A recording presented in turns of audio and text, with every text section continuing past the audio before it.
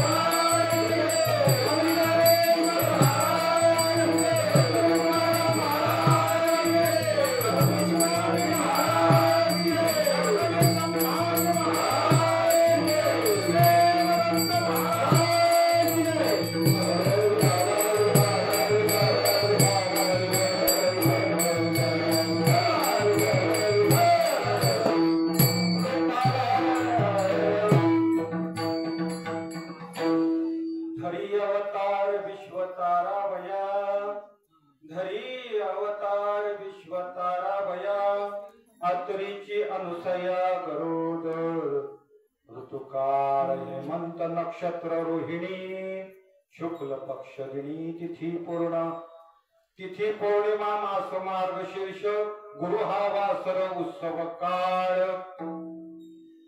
शुक्ल पक्ष दिनी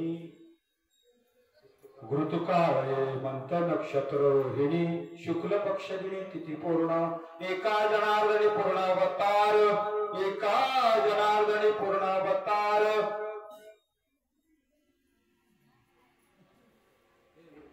निर्गुण निराकार आकारले ऋतुकाळ हेमंत नक्षत्र रोहिणी शुक्ल पक्ष दिनी तिथी पूर्ण गणाधीश देश सर्व गुणांचा मूळारंभ आरंभ तो निर्गुणाचा नमो शारदा मूळ तत्वारवाचा गमो पंथ आनंद या राघवाचा समचरण सरोजन सांगणीला बुधागम जगन निहित पाणी मंडना मंडनान तरुण तुळशी माला कंधन काव्य नेत्रम सदैव धवल हास्तं विठ्ठलं चिंतयामि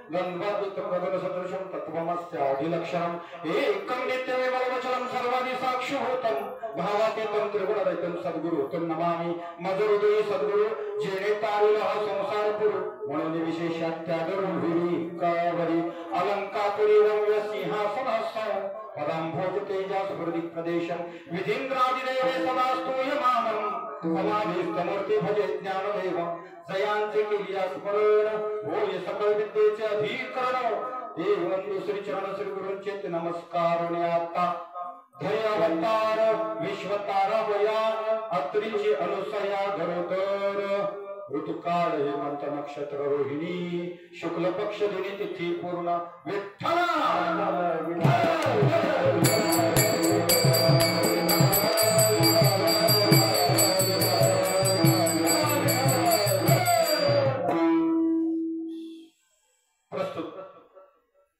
प्राप्त प्रसंगी प्राप्त स्थळी संप्राप्त सेवे करताना वेळेला भंग शांती ब्रह्म नाथ महाराज यांचा 4 चरणांचा उत्कृष्ट असा भगवान दत्तात्रयांच्या अवतारा संदर्भात वर्णन करणारा उत्कृष्ट असा चिंतनीय अभंग आजच्या सेवे करताना निवडला विठ्ठल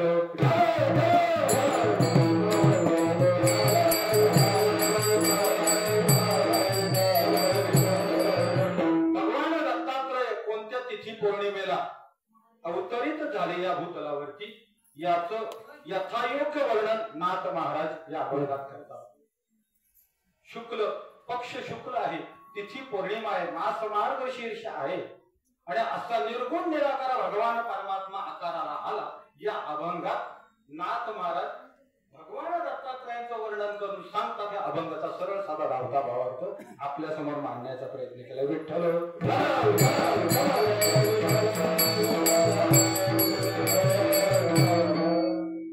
सेवेला सुरुवात करण्याआधी पर्याय वाक्याचा अध्य करते होईल. बरं, हा एवढा सगळा होईपर्यंत कमीत कमी पाऊण तास जातो. महाराजांनी मला फक्त 1 तास दिला. ज्यांच्या मार्फत सेवा माझ्यापर्यंत आली ते आमचे सर्वांचे लाडके असणारे आणि आपले सगळ्यांचे विश्वनाथ दादा राळे आमच्या गावामध्ये त्यांचं वास्तव्य आहे आणि त्यांचा व्यवसायानिमित्त आज कित्येक वर्ष आमच्या गावामध्ये ते वास्तव्याला आहेत. हा त्यांचा परिचय आपण सगळे परिचित आहात. आपल्या सर्व मंडळींच्या सहकार्यानं आणि सगळ्यांच्या मार्गदर्शनानं माझ्यासारख्या अल्पमती पामराच्या ही वाट्याला सेवा यावी हे माझं महत् भाग्य मी समजतो. तुमचे सगळ्यांचे उपकार आहेत की भगवान परमात्म्याचं दर्शन घडलं, आपल्या सगळ्यांचं दर्शन घडलं हे माझं परम भाग्य मी समजतो. आणि आज ज्यांची सेवा लाभली, ज्यांची साथ लाभली ते आमचे मंथन महाराज एवढ्या लहान वयात भगवान परमात्म्याची पवित्र तुळशीची माळ धारण करून आज पक्वाच्या वारकरी संप्रदायाचे काही बोल येतात. या आपली धर्म संस्कृती आणि हे या वयात जोपासणं तेवढं सोपं नाही आहे. या वयात त्या 65 नंतर आपण परमार्थ मार्गाला लागतो. परमार्थ मार्ग अनेक आहेत, कोणत्याही मार्गाने जावं हरकत नाही. भगवान परमात्म्याची प्राप्ती व्हावी हे एकमेव साधन या मृत्यूलोकात आल्याच्या नंतर या नरदेहाचं सार्थक जर का व्हावं असं वाटत असेल तर भगवान परमात्म्याची प्राप्ती याच्या पलीकडे दुसरं काही नाही. या उद्देशाने या हेतून हा नरदेह प्राप्त झालाय. प्राप्त झालेला नरदेह सार्थकी जर का लावायचा असेल तर भगवान परमात्म्याची शरणागती, भगवान परमात्म्याला हा नरदेह शरणागती पत्करल्याच्या नंतर त्याची संपूर्ण जबाबदारी त्या भगवंतावरती असते. तुका म्हणे हल तयावरी हल वापला संसार. भगवान परमात्म्याला आपण सर्वस्व वाहून दिल्याच्या नंतर त्याची जबाबदारी उरते की आपलं कुठे बघा. जेव्हा आई वडिलांची जबाबदारी असते मुलांचा सांभाळ करण्याची, त्यावेळेला काय करतो, मुलाचं सर्वस्व जबाबदारी कोणाकडे असते, पित्याकडे असते. तसं आपला नरदेव ज्याने जन्माला घेतलाय, बाळा दुधा कोण तरी उत्पत्ती वाढवी दुधा सवे दोन्ही, म्हणजे ज्या वेळेला आईच्या गर्भामध्ये मुलं असताना त्याची चिंता कोण करतो तर भगवान परमात्मा करतो. त्याला त्याची काय काळजी आहे. तसं जशी मुलाला बापाची काळजी आहे तशी भगवान परमात्म्याला ज्याने ही जीवसृष्टी निर्माण केली त्याला काय चिंता आहे. म्हणून ज्या ज्या वेळेला संकट येईल त्यावेळेला आपण कोणाला आवाज मारतो, भगवंताला आवाज मारतो. संत स्वतःच्या इच्छेने येतात तर भगवान परमात्मा अवतरित होतो. त्याचा धावा करावा लागतो, त्याला विनंती करावी लागते, त्याच्यासाठी अनुष्ठान मांडावं लागतं आणि त्याच्यानंतर भगवंत अवताराला येतो. हरी अवतार विश्वतारा वया, विश्वाचं रक्षण करणारा, विश्वाला काय करायला, विश्वाचं रक्षण करणारा, जडमुळाचं रक्षण करण्याकरता भगवान परमात्मा या पृथ्वीवरती काय होतो, अवतरित होत असतो. मग हा भगवान परमात्मा गुरु दत्तात्रयाचा आज काय आहे, जन्म काय आहे आणि त्याला वेळ फक्त किती 1 तास उरलाय. आता आपण किती वेळ सेवा करायची तुम्ही सांगाल त्या वेळेला मी थांबवणार आहे, आपला वेळ घेणार नाही. जसं परंपरा आहे, जसा तुमचा नियम आहे त्या पद्धतीने आपण जायचं आहे. तुम्हाला जेवढा वेळ मिळेल मला फक्त तुम्ही सांगायचं, महाराज थांबायचे, आपण थांबू. मी शक्यतो बाहेर आम्ही काही ठिकाणी जातो. त्या ठिकाणी आपला बाबा उत्सव काळ आहे, त्यावेळेला फुलं अर्पण, गुलाल फुलं अर्पण आपण जन्मकाळ आपण साजरा करतो. त्या पण सगळ्या ठिकाणी पद्धत हीच आहे. जवळजवळ कीर्तन त्या वेळेपर्यंत चालतं. काहींच्या नियोजनानुसार काही आधीच संपवावं लागतं तिथल्या नियोजनानुसार, आणि त्यानुसार आपल्याला चालावं लागतं. अशा पद्धतीने भगवान परमात्मा कशा करता आला, अवतार धरण्याकरता आला, तर या जडजीवाचा उद्धार करण्याचा भगवान परमात्मा अवतरित झाले. विठ्ठल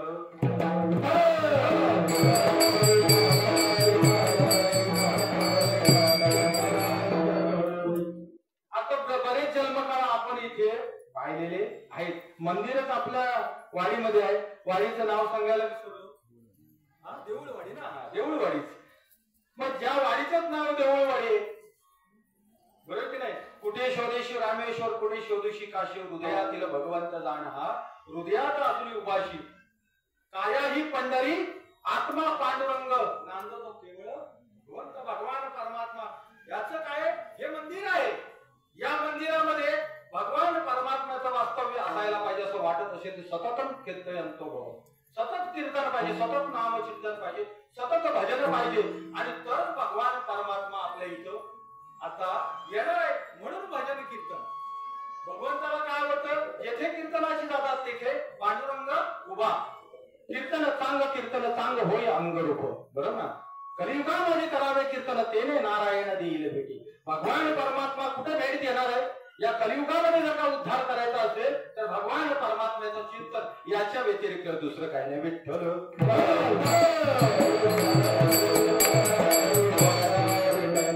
त्या निमित्तानं आज आपण भगवान परमात्म्याचं इथे चिंतन करणार आहोत. भगवंत अवतरित झाले, त्यांची काहीतरी कथा भाग असेल. आपण तर नेहमी दरवर्षी श्रवण करता, आपल्याला माहिती आहे. आणि सर्व गुणीजन ज्ञात मंडळी आहात आपण, तरी नियमाप्रमाणे आपल्याला जन्मकाळ उत्सव घ्यावायचा आहे. आणि त्या निमित्तानं नियोजन आजचं झालेलं आहे. त्या पद्धतीनं ज्या वेळेला भगवान परमात्मा अवतरित होण्याकरता याच्या पाठीमागे काहीतरी इतिहास आहे. अत्री ऋषी, अत्री आणि अनुसयांच्या पोटी धरी अवतार विश्व ताराव्या. अत्रीचे अनुसया बरोबर. अत्रीचे अनुसया कोण आहे, अनसूया. अन म्हणजे जिला कोणतीही असूया नाही, आशा नाही, ज्यांच्याकडे कोणतीही आशा नाही, अशी अनुस आहे. आणि अत्री भगवान ब्रह्मदेवाच्या नेत्रापासून तयार झालेले अत्री, त्यांच्याकडे सत्वर जगणं तम या तिघांचाही अंगीकार त्यांनी कधी केला नाही, म्हणून ते अत्री. आणि अत्री आणि अनुसया यांनी निर्विंदा नावाच्या नदीच्या काठावर वृक्ष नावाच्या पर्वतावर अशोकवनामध्ये घनघोर तपश्चर्या केली. आणि या तपश्चर्याचं बळ, त्याचं फळ म्हणून श्री गुरु दत्तात्रय विठ्ठल.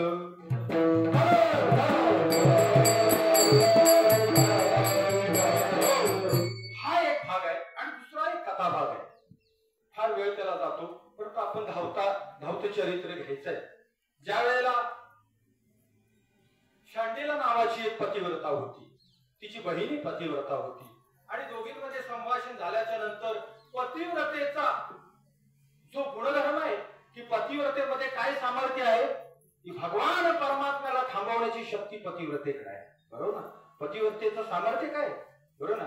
तुका म्हणे पतिव्रता तिची देवावरी सत्ता. तुकोबाला वर्णन करून सांगतात, अरे बाबा पतिव्रता कोण आहे, भगवान परमात्म्याची सत्ता असते, तिचं नाव पतिव्रता.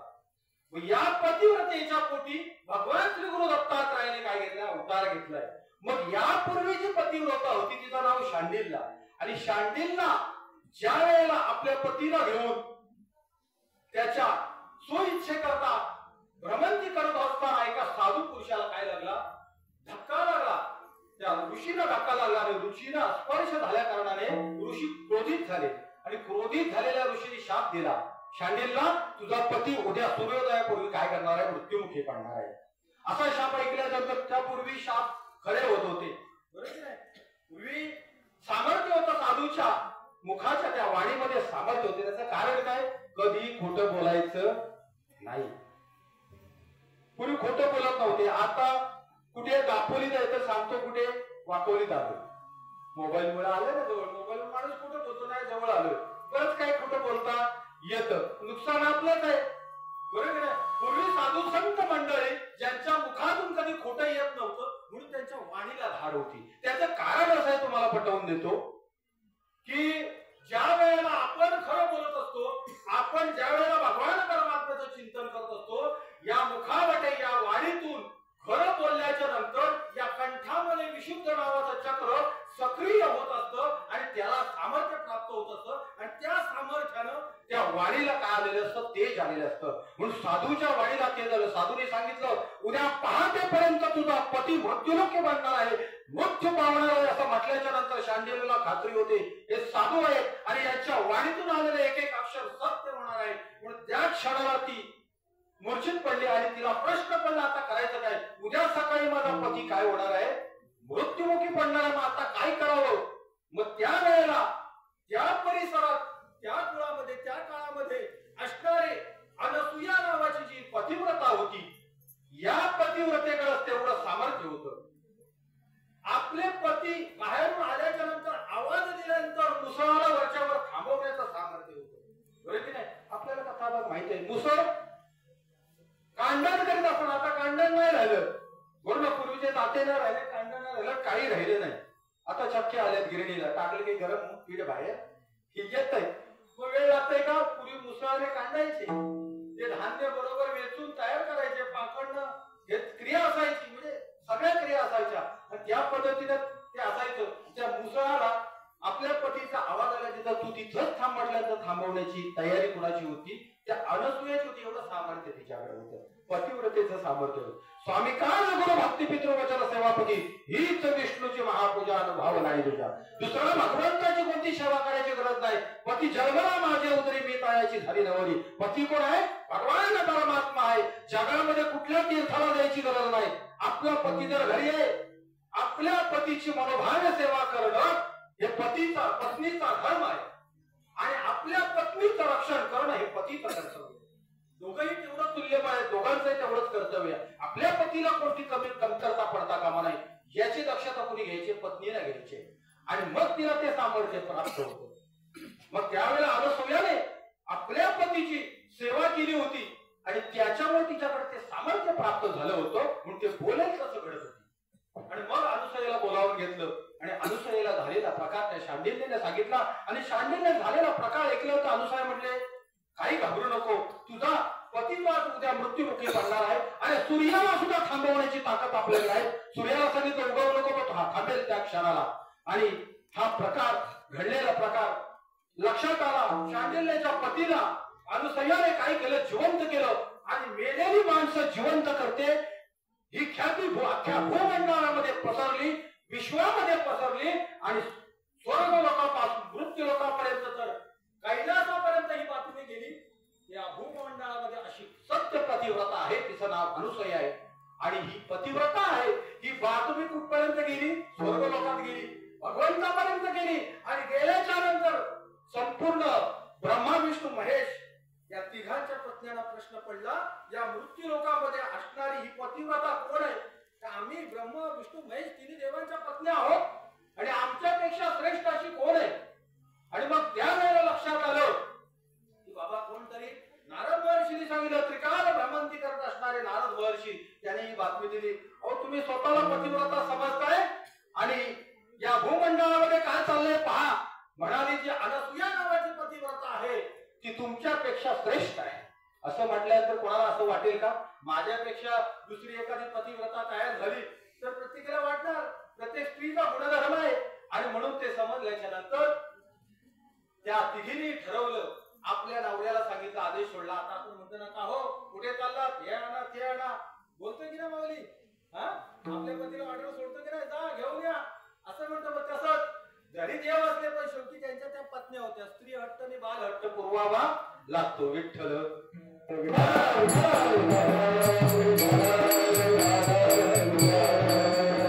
आणि मग स्त्री हट्ट बाल हट्ट पुरवत असताना स्त्रिया म्हणायला जा आणि या भूमंडळामध्ये असणारी पतिव्रता तिथं सत्व हरण करून घेऊन या. एवढा मोठा आग्रह.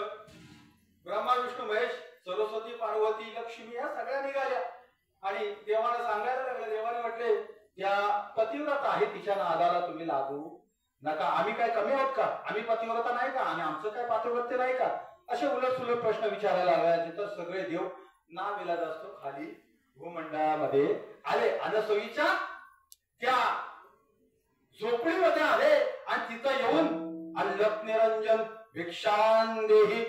अरे म्हणाले एवढ्या रात्री कोण आलं, म्हणाले भिक्षा मागायला कोण आलं दरवाजामध्ये. आणि हे पाहिल्याच्या नंतर इकडे तिन्ही देव समोर आलेले आणि ज्या ऋषींची पत्नी होती अत्रि ऋषींची अनसुया, तिचाही अधिकार तेवढा होता. तिने काय देवाला ओळखायला वेळ लागला नाही, त्याच्या लक्षात आलं. ती आपल्या झोपडीमध्ये असणारी कंदमुळं घेऊन आली आणि त्यांच्या झोळीत टाकणार. त्याच वेळेला ब्रह्मा विष्णू महेश तिघे म्हणायला लागले, आम्हाला तुझं असं दान नको. मग कसं दान पाहिजे, आम्हाला निवस्त्र असणारं तुझं दान पाहिजे. अंगावरती कोणतंही वस्त्र न ठेवता आम्हाला काय करायचंय, दान द्यायचंय. आता मोठा प्रश्न आहे, एवढा मोठा हट्ट. आणि जर का अतिथी बिनमुख जर का गेला तर काय देतो, आपली धनसंपत्ती घेऊन जातो. बिनमुख गेली या अतिथी घेऊन जाई पुण्य संपत्ती. आपलं जेवढं पुण्य आहे तेवढं तो आलेला अतिथी आपल्या दरवाज्यातून जर का परत गेला तर सगळी पुण्य संपत्ती आपल्या घरातून घेऊन जाणार. आई म्हणून आपल्या घरी आलेला आपण चहा पाणी काहीतरी देतो, बरोबर की नाही. आपली पद्धत आहे ना, आपल्या हिंदू धर्माची पद्धत आहे, संस्कृती आहे, आपण चहा पाणी देतो. आपल्या घरामध्ये आलेला अतिथी कधी विनमुख जाता कामा नये, काहीतरी त्याच्या मुखाला लावायचं थोडं तरी, तो विनमुख जाता कामा नये, ही परंपरा आहे. आणि ही तिच्या चाणाक्ष असणारे अनसुया तिच्या लक्षात आली. तपस्वीची पत्नी होती, तिच्या हे लक्षात आलं आणि तिने सांगितलं, क्षणभर विचार केला, आपल्या पतीचं ध्यान केलं आणि कमंडलून पाणी काढलं नेत्तीने देवांवरती शिंपडलं. ते शिंपताक्षणी तिन्ही देवता काय झाले, लहान लहान बाळ तयार झाली. त्याची लहान लहान बाळ तयार झाली आणि ही बाळ काय रडू लागली. बाळांचा स्वभाव बरं की नाही, लहान मुलांच्या रडण्यात ताकद आहे. एवढं रडतंय ते बाळ माहितीये का, बेबीच्या देठापासून रडतंय, आपण त्याला थांबवू शकत नाही. बघा काय काय मुलं जन्मावयाचं अशी रडतात, तुम्हाला मावल्याला माहितीये बरोबर ना. अहो अशी रडतात की त्यांच्या मावल्याला झोपून देत नाही, बरं की ना ताई. अहो रात्र रात्र झोपत नाही त्यांची आई, एवढी मुलं रडतात. आणि ही तिन्ही मुलं रडायला लागली. रडल्याच्या नंतर शेवटी जी आई आहे, जी माता आहे, तिच्या लक्षात येतं की तिला पाना फुटतो. त्या पद्धतीने अनसुयेला पाना फुटला आणि पाना फुटल्यानंतर तिने संपूर्ण वस्त्र पेडली आणि नंतर त्या तिन्ही मुलांना स्तनपान करू लागली. त्या तिन्ही देवांची इच्छा पूर्ण झाली, अतिथीची इच्छा पूर्ण झाली आणि इच्छा पूर्ण झाल्याच्या नंतर बरेच दिवस लोटले आणि ही बातमी वरती गेली. त्या तिघांच्या पत्न्या वरती वाट बघत होत्या, हे गेलेच सत्वहरण करायला अनसुयेचं. आणि शेवटी करतात काय, अजून किती दिवस झाले परत काय येत नाही, हा प्रश्न या तिघींना पडला आणि तिने एकत्र आला. नारद महर्षीने सांगितलं, नारद महर्षीने सांगितलं खाली जाऊन बघा, म्हटलं प्रकार काय चाललाय. तुम्ही ज्यांना सत्वहरण करायला पाठवलं ना त्यांचं सत्वहरण झालंय.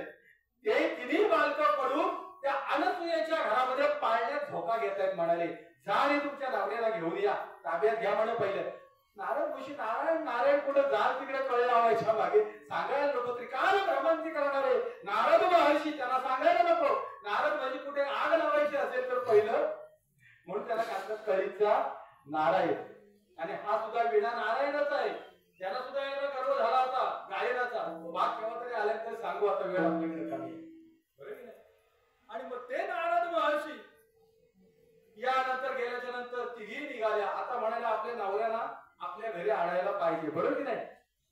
बरं कंटाळलाच नाही ना, आपल्या पतीला तर घरी आणलं पाहिजे आपल्या. आणि त्यासाठी तिघी निघाल्या. आणि निघाल्याच्या नंतर अनसुयेच्या कुठी समोर आल्याच्या नंतर अनसुयेला आवाज दिला. आणि मुळात अगदी राग होताच मनामध्ये की आमच्या नवऱ्याला एवढे दिवस या बाईने आपल्या घरात ठेवलं नाही. आधी प्रत्येक बाईला काय येणार, राग येणार की नाही. अहो एवढे दिवस झाले माझ्या नवऱ्याला माझ्या इकडं तुझ्या घरात ठेवायची काय गरज आहे. पहिला राग, आणि तो राग काढण्यासाठी पहिल्या घरात उभं आल्या, बरोबर. अहंकार सांडीचे जगात हाकुटी होते जवळीक माझी, भगवान परमात्म्याला अहंकार सहन होत नाही, बरोबर की नाही. आणि तसं त्या ताठरपणे आलेल्या पाहिल्याच्या नंतर अनसुयेला सांगितले तुझी त्या म्हणाल्या आमचे पती तुझ्याकडे आहेत ते आम्हाला परत दे. ही मागण्याची पद्धत झाली का. प्रथम शरणागती पत्करली पाहिजे. त्याच्यानंतर आपल्या पतीची कुठे चौकशी केली पाहिजे. त्या देवांच्या पत्त्या म्हटलं ऐकतायत काय, त्या डायरेक्ट अनसुयाला म्हणाले जा त्यांच्या पाण्यात ठेवले त्याला घेऊन जा. पाहते गेली पार्वती माता पुढे गेली, बघते तर काय तिन्ही बालक समान.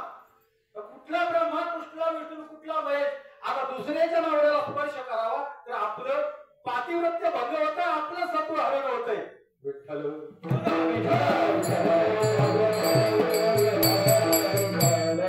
हे लक्षात आलं त्यांच्या की अरे बाबा हे सगळी मुलं सारखी दिसत, आता हात नक्की कोणाला लावायचा, स्पर्श कोणाला करायचा हा प्रश्न ती घेणा पडला.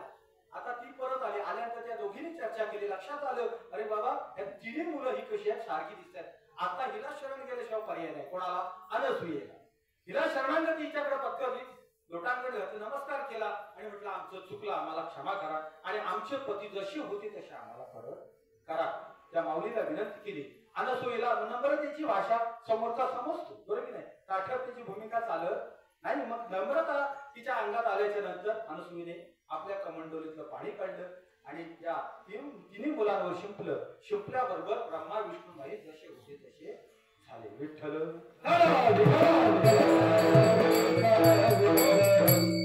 पूर्वस्थितीत आल्याच्या नंतर तिन्ही देवांच्या लक्षात आलं, त्यांनाही माहिती होते देवादी देव, बरोबर नाही, न सांगता तुम्हा कळो येते अंतर. भगवंताला सर्व कळतं, परंतु आपल्या पत्नीची इच्छा असल्या कारणानं तिथपर्यंत सत्वहरण करायला जाणं भाग होतं, बरोबर नाही. ज्याच्याकडे उत्पत्ती आहे, ज्याच्याकडे लय आहे, ज्याच्याकडे संहार आहे, असे ब्रह्मा विष्णू महेश तिन्ही देव त्या अनसुयेच्या घरी होते तसे उभे राहिले. आणि राहिल्याच्या नंतर आता तिन्ही बालकं मोठी झाली. आईला असं वाटेल का आपलं मुलं जाते आपल्याला सोडून कंटाळलं नाही ना माऊली, जरा गडबड करून नका, 15 मिनिटात सेवा संपवणार आहे, जास्त वेळ तुमचा घेणारच नाही. आणि मग त्या तिन्ही ब्रह्मा विष्णू महेशाला अतिशय अनुशयाने सांगितलं अरे बाळानो तुम्ही आता चाललात आम्हाला सोडून, त्याच्यामुळे माझी पोटी आता पुन्हा रिकामी होणार आहे. मग ब्रह्मा विष्णू महेश तिघांनी विचार केला, तिघांनी आपला अंश आपलं सत्व असा एकत्रित करून भगवान श्री गुरु दत्तात्रयांचं रूप त्या ठिकाणी प्रकट झालं. तो आजचा दिवस अभंगाचा पहिला चरण.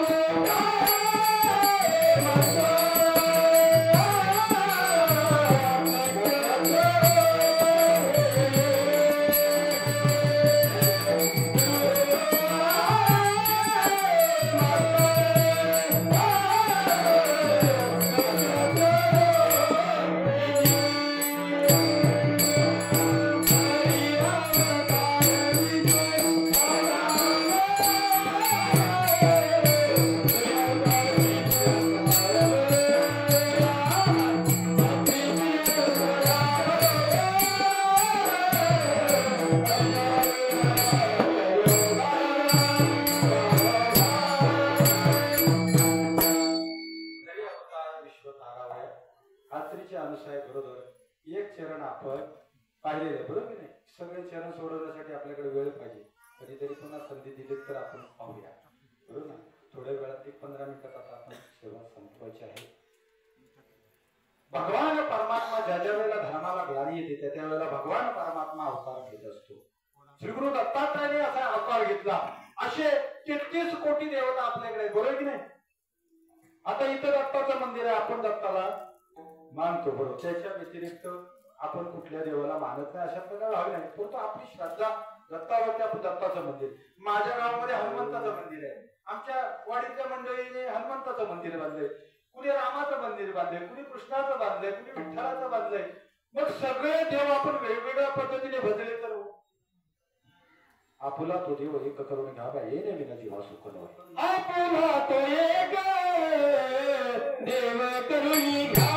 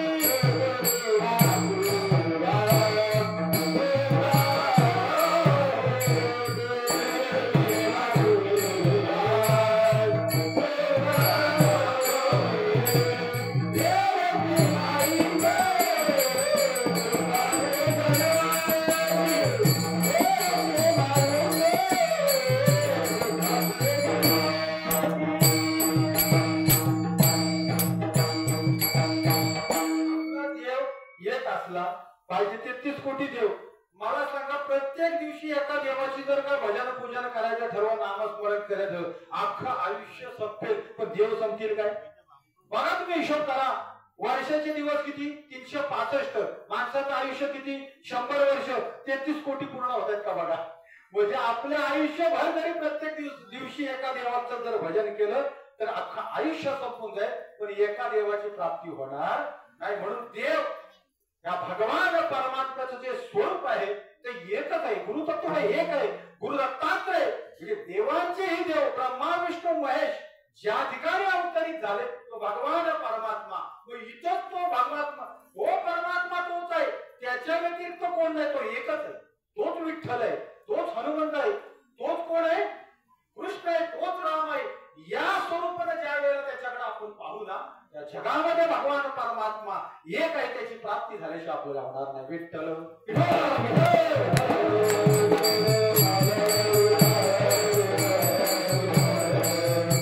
धर्माचे पालन करे पाखंड खंडन, हेच आम्हा करणे काम बीज.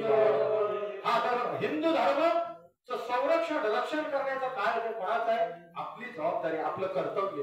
खरोखर ज्या ठिकाणी हे धर्म मंडप आहे, या धर्म मंडपामध्ये जो कथा कीर्तन श्रवण करण्याकरता आला तो पवित्र तीर्थ, असं भगवान परमात्मा कुरुक्षेत्रावरती अर्जुनाला उपदेश करत असताना सांगतात. ते तीर्थ, ते क्षेत्र, जगी तेच पवित्र भक्ती कथेचे मैत्र जया पुरुषा. माझी भक्ती कथा ज्या ज्या ठिकाणी चालू आहे त्या त्या ठिकाणी मी उभा आहे. मला कुठे शोधायचं असेल तर कुठे शोधायचं?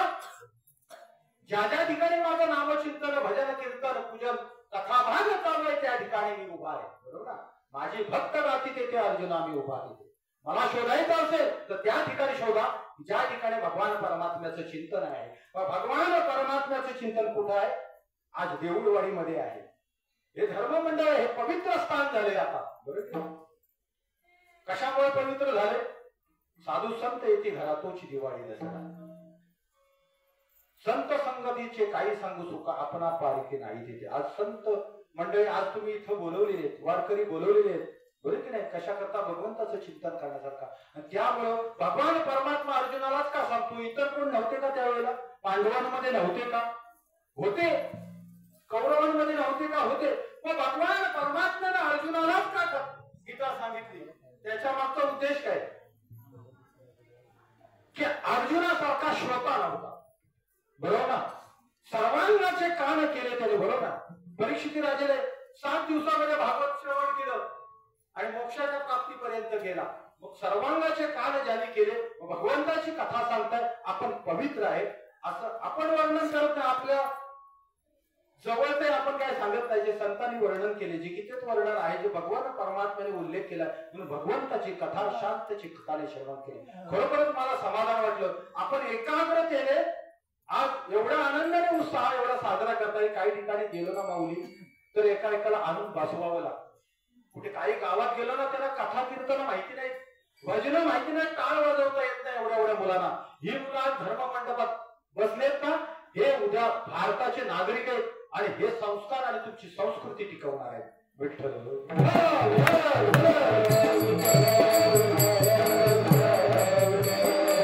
अशा मुलांना ज्याच्या वेळेला धर्म कार्य असेल त्याच्या वेळेला पुढे आणा. ही मुलं आता माझ्याकडे जवळजवळ या 4 तालुक्यातल्या पकवाज वादक आहेत. मी ह्या मुलाला घेऊन सोबत घेतो. असू दे, आज बोल चुकेल, आज तुझ्या पाठीशी आम्ही उभे राहिलो, तो उद्या आयुष्यभर तो नाव काढेल. गुरु कोणाला म्हणतात? आपल्या शिष्याला जो मोठा करतो तो गुरु आहे. आपण स्वतः मोठा करतो नाव मिळवण्यासाठी तो गुरु नाही, तो त्या पात्र आहे.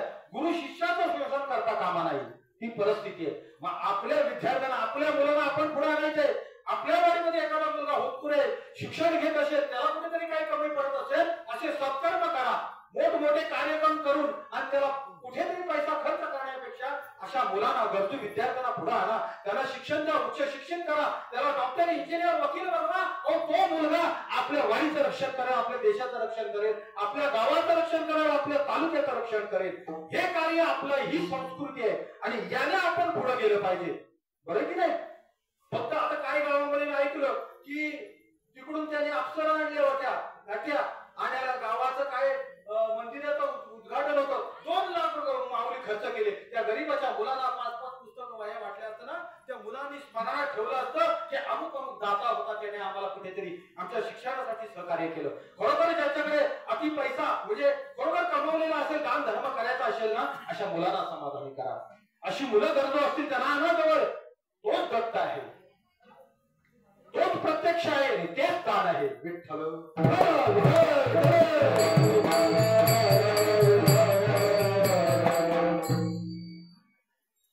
मग अशा तिथी पौर्णिमेला भगवान परमात्मा अवतरित झाले. तो पवित्र आजचा दिवस आहे.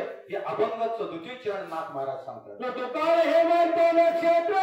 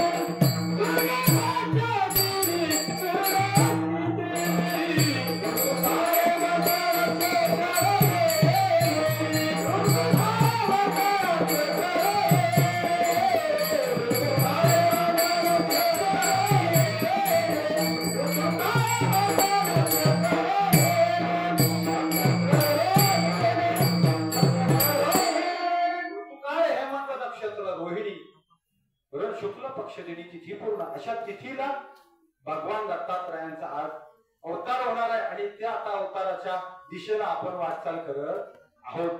नाथ महाराज शांती ब्रह्म होते, पण नाथ महाराजांनी वारकरी जाता जाता सांगून जातो, वारकरी संप्रदायाचा दत्त संप्रदाय जो आहे तो नाथ महाराजांनी पुढे नेला. बरोबर ना? दत्त संप्रदायाची वाढ, त्याला प्रचार आणि प्रसार जर का कोणी केला असेल तर नाथ महाराजांनी केला. त्यांचा हा बरोबर ना. वारकरी संप्रदाय, नाथ संप्रदाय आहे, दत्त संप्रदाय आहे, चैतन्य संप्रदाय, असे मोठमोठे संप्रदाय आहेत. मार्ग अनेक असतील परंतु भगवंत तत्व एकच आहे. भगवंत एकच आहे की नाही? अनेक मार्ग आहेत. आता आपल्या सुद्धा इकडे परिसरामध्ये बैठकीचा मार्ग आहे. आजूबाजूला आपण ऐकतो वेगवेगळ्या परमार्थाचे मार्ग असेल. जो सद्गुरू साक्षात भगवान परमात्म्याची भेट करून देतो ना, तो आपल्या जीवनाचा सद्गुरू. आपण जन्माला आल्यानंतर आपलं ध्येय काय असलं पाहिजे? सद्गुरू साक्षात भगवान परमात्म्याची भेट घालून देतो तोच सद्गुरू. म्हणून सद्गुरू वाचून सापडेना सोय धरावे ते पाय आधी आधी. सद्गुरू शिवाय आपली नौका तडीला जाणार नाही. सद्गुरू भेटला असे शोध घ्यावा लागेल. सद्गुरू पर्यंत पोहोचावले. पूर्वी शिष्याची उंची वाढल्याच्या नंतर तो सिद्धीला प्राप्त झाल्याच्या नंतर सद्गुरू त्याच्या घरी जात होते. परंतु आता आपल्याला सद्गुरूचा शोध घ्यावा लागणार आहे. सद्गुरू पर्यंत आपल्याला पोहोचावं लागणार. त्या दिशेला पावलं टाकावी लागणार. त्या दिशेला वाटचाल करावं लागणार आहे. आणि अशा पद्धतीने आपल्याला भगवान परमात्म्याच्या भेटीकडे जावं लागणार आहे. आणि त्या पद्धतीनं आज भगवान परमात्मा इथे येणार आहे. नाथ महाराजांचा दत्त संप्रदाय आणि त्याच्या पश्चात नरसिंह सरस्वती, भगवान श्री गुरु दत्तात्रयांचे अवतार, नंतर स्वामी समर्थ, भगवान दत्तात्रयांचे अवतार म्हणजे असे अनेक अवतार दत्त प्रभूंनी घेतले. आणि या जगतामध्ये रामाचा अवतार रावणाला मारण्याकरता झाला, श्रीकृष्णाचा अवतार कंसाला मारण्याकरता झाला. दत्त प्रभूंनी कोणाला मारले? कुठल्या राक्षसाचा वध करण्याकरता आले दत्त प्रभू? कोणत्या राक्षसाचा वध करण्याकरता आले? आवाज कमी केला तरी चालेल, इथं आला तरी. आणि मग दत्त प्रभूंनी कोणाचा वध केला माऊली? दत्त प्रभूंनी कोणत्या राक्षसाचा वध नाही केला. आपल्या अंतरंगामध्ये असणारा जो अहंकार आहे तो अहंकार नष्ट केला, मत्सर नष्ट केला. ह्या दत्त प्रभूंनी या राक्षसाला मारले.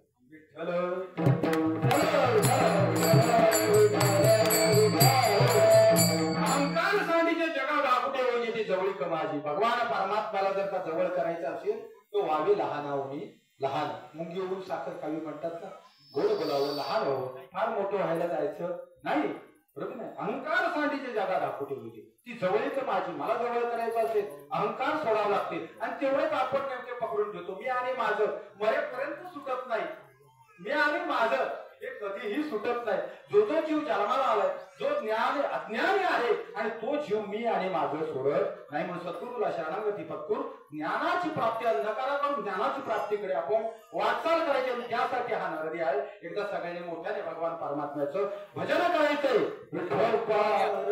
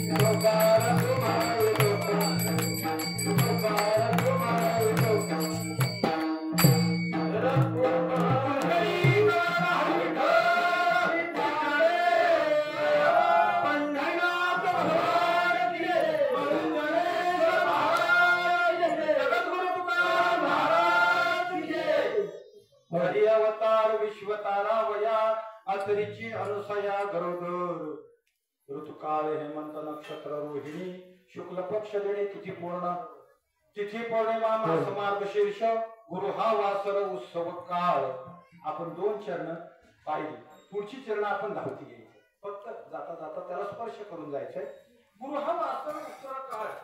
आता प्रत्येक कीर्तनकार आपापल्या बुद्धीला भगवान परमात्मा जसं त्याचं सद्गुरू आई वडिलांच्या कृपेने सद्गुरूंच्या कृपेने भगवान परमात्म्याच्या कृपेने जसं सुचणार आहे तसं तो या ठिकाणी आपलं वक्तव्य किंवा त्या पद्धतीनं भगवान परमात्म्याचे चिंतन मांडण्याचा प्रयत्न करतो. गुरु हा वासर उत्सव काळ, त्याचा भाव काय साधारण आपण धरू शकतो. ज्या वेळेला गाईचं वासरू, ज्या वेळेला गाई जशी गाई आई असते तशी गाई असते, मग गाई ज्या वेळेला आपलं वासरू देत असते त्यावेळेला घरात किती वातावरण सुंदर असतो, बरोबर की नाही. गाय जेव्हा वासरू देत असते त्यावेळेला ते पारस एकदम कसं गोंडस असतं आणि घरामध्ये अशी लहान मुलं आहेत ना फार आनंदी असतात की त्यांना दूध प्यायला मिळणार असतं, बरोबर की नाही. आता आपली गाय मिळाली, बाबा गाय मिळाली म्हणजे आता काय मिळणार आहे की आपल्याला दूध मिळणार आहे. व ती एवढा तो उत्सव केवढा असतो, तो आनंद केवढा असतो, तो आनंद आज आहे. तो जसं त्या घरामध्ये आनंद हर्ष उल्लास असतो आणि घरातली सगळी मुलं आनंदित असतात, तसे आपण सगळी मुलं आज भगवान परमात्मा इथं अवतरित होणार आहे म्हणून आपण आनंदित आहोत, बरोबर की नाही. आपण त्या भगवंताची लेकरं आहोत की नाही, आपण सगळी मुलं आहोत, आपण सगळे आनंदित आहोत की तो भगवान परमात्मा या ठिकाणी अवताराला येणार आहे. आणि ते अवतार कधी ज्या ज्या वेळेला धर्माला ग्लानी तिथे त्या भगवंत येत असतो. म्हणून या भगवंताने वेळोवेळी अवताराला यावं आणि आमचा या धर्माचं रक्षण करावं, आमच्या या संस्कृतीचं रक्षण करावं हीच आपल्याला अपेक्षा आहे, बरोबर की नाही. म्हणून आपण घाबरायची गरज नाही. ज्या ज्या वेळेला धर्माला ग्लानी आली त्यावेळेला भगवान परमात्म्याने अवतार केले. आता बरेचसे इकडे तिकडे चर्चा चालत असते, ओ धर्म बुडायला लागला, धर्म बुडायला लागला, इकडे त्याने जागा घेतली तिकडे. अरे कोणाची हिंमत नाही. जोपर्यंत आजपर्यंत ह्या पृथ्वी तलावरची ज्या ज्या वेळेला धर्माला ग्लानी आली त्या त्या वेळेला सुदर्शन चक्रधारी तयार झालेला भगवान श्रीकृष्ण परमात्मा त्या वेळेला त्याने काय केलेलं आहे, अवतार घेतलेला हातामध्ये सुदर्शन चक्र आणि या चक्राच्या सहाय्याने संपूर्ण पृथ्वीचा क्षणार्धात शेवट करण्याचं ताकद सामर्थ्य त्याच्याकडे. अरे ज्यांनी 99 शिवा ऐकण्याचं सामर्थ्य त्याच्याकडे, त्याच्याकडे सुदर्शन चक्र आहे. एका क्षणात त्याला संपवू शकतो एवढं सामर्थ्य ज्याच्याकडे, तरी तो शांत आहे. त्याचं नाव श्रीकृष्ण परमात्मा आहे. तो भगवान परमात्मा निर्गुण निराकार, तो आकाराला आला, तो आजचा दिवस आहे. तिथी पौर्णिमा मास मार्गशीर्ष गुरु हा वासर उत्सव काळ. एका जनार्दनी निर्गुण निराकार कसा आहे, निर्गुण निराकार आकाराला आला. एका जनार्दनी निर्गुण निराकार कसा आलाय, आकाराला आला. कसा निर्गुण असणार आहे, रंग रूप आकार का आहे का भगवंताला आपण इथं त्याचा आभास होऊ शकतो, त्याला आपण पाहू शकत नाही, बरोबर नाही. भगवंत पाहण्याकरता आपली तेवढी पुण्य आहे का. आता तुम्ही आत्महत्या येऊन उभा आहे का नाही, त्याचा आभास पण म्हणायचंय आपला परमात्मा आहे, माझा भगवंत आहे आणि तो माझं रक्षण करण्याकरता येणार आहे, बरोबर नाही. आपलं रक्षण करण्याकरता येणार आहे असा आभास आहे, आपला विश्वास असला पाहिजे. विश्वासीने कोणी सामेवरी सत्ता आपण अनुभूती आली सकळ भोगिता होई त्याचं. स्वामी काज गुरु भक्ती आणि पितृवचन सेवापती. आपल्या पतीची सेवा जिने केलं त्या आतुर अनुसयेच्या पोटी भगवान श्री गुरु दत्तात्रय जन्माला आले. असा हा आनंदाचा दिवस सगळ्यांना पुढे दाखवला, त्या संतांनी दाखवल्या. त्या संतांचं एकदा सगळ्यांनी जोरदार भजन करायचं आहे. ज्ञानेश्वर